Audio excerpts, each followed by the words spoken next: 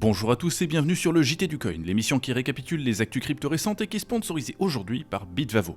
Il y a quelques semaines, nous avions parlé des Philippines et de leur idée d'utiliser la blockchain pour combattre la corruption dans le domaine des marchés publics. Et nous avons appris cette semaine qu'ils ne seront pas les seuls à avoir recours à cette solution. À l'autre bout du monde, en Bolivie, les élections présidentielles qui avaient commencé en août ont enfin trouvé une conclusion. Et le gagnant, Rodrigo Paz Pereira, avait prévu dans son programme d'utiliser également la blockchain pour combattre la corruption lors de l'attribution des marchés publics. Car tout comme aux Philippines, la corruption est un problème colossal en Bolivie. En fait, ils sont encore moins bien classés sur l'indice de la perception de la corruption. J'espère donc que ça va marcher pour eux, même si je dois refaire la même remarque. La blockchain, c'est une chose, après, il faut encore pouvoir agir concrètement avec les données qu'on obtient et sanctionner les malfaiteurs, ce qui est particulièrement difficile quand les juges sont corrompus. Bref, passons maintenant à la suite avec une annonce qui nous vient du Liechtenstein. Ce mercredi, un communiqué de presse publié par Chainwire nous a appris que la petite principauté lance son propre réseau blockchain baptisé Liechtenstein Trust Integrity Network. Il sera géré en majorité par Telecom Liechtenstein, l'opérateur télécom national numéro 1 qui est possédé à 100% par la principauté. Conçu pour respecter toutes les règles mises en place par la loi MiCA, cette blockchain ne sera toutefois pas exclusivement une propriété publique puisque quelques acteurs privés participeront à son fonctionnement. Pour l'instant, Bankfreak, Bitcoin Suisse, Solstice et Zilliqa. Quant à l'objectif recherché, il serait question de fournir des services aux grandes sociétés, institutions financières et organismes gouvernementaux ayant besoin d'une blockchain compatible MiCA, avec en bonus des données traitées exclusivement au sein de l'UE et l'utilisation d'une énergie 100% renouvelable. Est-ce que ça va avoir beaucoup de succès ? Difficile à dire, mais étant donné ce qui est arrivé à Kadena cette semaine, le pronostic n'est pas très bon. En effet, cette blockchain destinée aux entreprises lancée en 2019 a vu le cours de son jeton s'effondrer lorsque l'organisation Kadena a publié ce message. Apparemment, les fonds qu'ils avaient levés lors de leur ICO ont été consommés au rythme moyen de 6 millions de dollars par an. Et donc, malheureusement, la fête est finie. Ils arrêtent tout et laissent le soin à la communauté de continuer de faire tourner le réseau. Un aveu d'échec qui, évidemment, n'a pas plu aux investisseurs. Et c'est ainsi qu'après avoir presque touché les 25 dollars en 2022 avec une capitalisation pas loin des 4 milliards, le Kadena, qui était retombé dernièrement jusqu'à un prix similaire à celui qu'il avait en 2020, vient de descendre jusqu'à 5 centimes et quelques pour une capitalisation de 20 millions de dollars seulement. Retournons maintenant sur des questions de loi MiCA avec l'annonce cette semaine par Revolut qu'ils ont obtenu une licence MiCA à Chypre. Celle-ci va leur permettre de lancer une plateforme dédiée à la crypto avec plus de 280 actifs différents, du staking sans frais jusqu'à 22% de taux d'intérêt annuel et une conversion stablecoin dollar au juste prix. Tout cela non seulement pour les particuliers européens, mais aussi pour les institutionnels. Ce n'est rien de très surprenant puisqu'ils avaient déjà lancé l'année dernière RevolutX, une plateforme d'échange crypto orientée vers les experts. Pour cette nouvelle plateforme, par contre, ils n'ont pas choisi un nom particulièrement inspirant puisqu'elle serait apparemment nommée Crypto 2.0.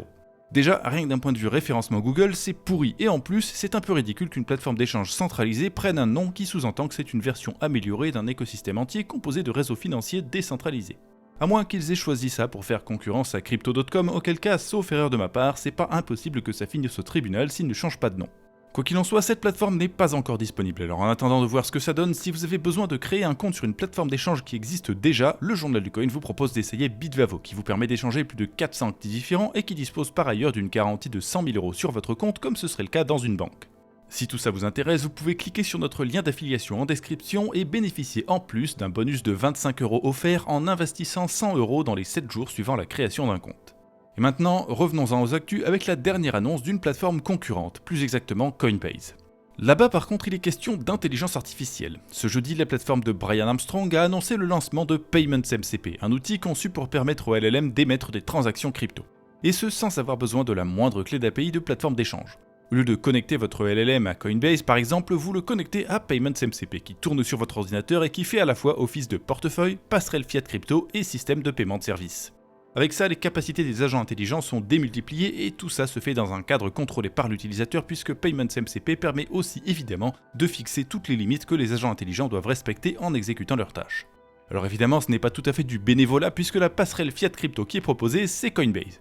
Mais il reste possible de toute façon de créer un portefeuille pour l'agent et de virer des USDC dessus soi-même, donc ça n'impacte pas vraiment le résultat, qui est que les agents intelligents peuvent faire beaucoup plus de choses avec de la crypto. Sujet suivant, la dette des mineurs de Bitcoin. C'est un sujet qui n'avait jamais été abordé par Satoshi et les bitcoiners des premiers jours. Après tout, à l'époque, il était difficile d'imaginer à quel point la crypto pourrait grandir. Et pourtant, la dette des mineurs pourrait avoir des conséquences désastreuses pour le Bitcoin. C'est une chose qui n'a pu apparaître que parce que le réseau a grandi suffisamment pour que les fermes de minage existent déjà, et qu'ensuite elles coûtent suffisamment cher pour nécessiter des emprunts. Or, en cas de grosse chute du prix du Bitcoin, il se pourrait que certaines fermes de minage n'arrivent pas à rembourser leurs prêts et fassent faillite. Ceci diminuerait la puissance de calcul servant à protéger le réseau de façon beaucoup plus durable qu'il y a quelques années lorsque les mineurs éteignaient leurs machines ponctuellement pour les relancer plus tard si leur activité n'était pas rentable sur le moment. Et d'après un rapport VanEck de ce mercredi, en 2025, la dette des mineurs a été multipliée par 5 pour atteindre presque 13 milliards de dollars. La courbe est vertigineuse, surtout qu'il y a quelques années, vous pouvez le voir, elle était à 0. Mais en même temps, ce n'est pas forcément une mauvaise chose. Et puis de toute façon, il y a quelques années, il le faisait déjà dans une moindre mesure comme on peut le voir sur ce graphique. Lorsque les prix avaient baissé, quelques-uns ont fait faillite et les survivants ont changé de modèle de financement pour commencer à vendre des actions. Une méthode qui offre plus de possibilités même si elle coûte plus cher sur le long terme. Parce qu'en général, même si les banques demandent des taux d'intérêt de 3 à 8%, ce n'est que pendant quelques années, alors que les nouveaux actionnaires prendront des profits sur le long terme et ils obtiennent un droit de vote en prime. L'intérêt de chaque méthode dépend finalement du contexte économique et de la résilience des mineurs face aux turbulences des marchés. Et c'était justement pour mieux résister à la volatilité du prix du Bitcoin que les mineurs avaient commencé à diversifier leurs activités. Désormais, beaucoup de sociétés de minage sont également lancées dans la location de puissance de calcul pour l'intelligence artificielle. Grâce à ça, ils ont des sources de revenus plus stables qui leur permettront en principe de tenir et de rembourser leurs prêts même si le prix du Bitcoin s'effondre. Maintenant, j'espère quand même qu'il n'y en a pas trop qui vont se surendetter, sinon le prochain bear market risque d'être violent.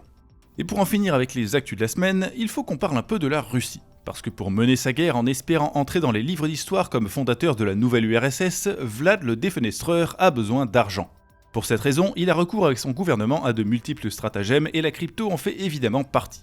Par exemple, mardi, nous avons appris que le ministère des Finances et la Banque centrale russe se sont mis d'accord pour légaliser les paiements en crypto pour le commerce extérieur.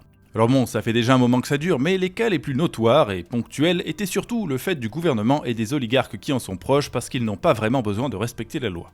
Et donc prochainement, il sera apparemment légal pour tous les Russes de faire pareil, ce qui devrait booster un peu leur économie. Mais pendant ce temps, l'Union européenne ne reste pas les bras croisés et continue d'appliquer sanction sur sanction à la Russie.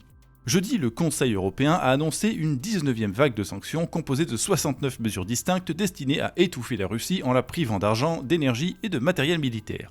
Et parmi les mesures financières, la première vise l'utilisation de la crypto par la Russie pour passer outre les sanctions précédentes. Plus particulièrement, la monnaie stable A7A5 basée sur le rouble est mentionnée. D'après eux, elle est devenue un outil essentiel pour le financement de la guerre, et de ce fait le développeur, la société émettrice et les plateformes crypto où elle est tradée font tous l'objet de sanctions. Pour des Européens, ça peut paraître étrange puisque vous n'avez peut-être jamais entendu parler de cette monnaie stable, mais comme l'indiquait déjà ce rapport d'Elliptic qui date de fin juillet, les volumes d'échanges affichés sont supérieurs à 1 milliard de dollars par jour. Alors il faut le dire, ce chiffre est assez douteux étant donné que l'essentiel provient de plateformes bidons qui n'existent plus ou moins que pour les échanger avec de l'USDT et des roubles.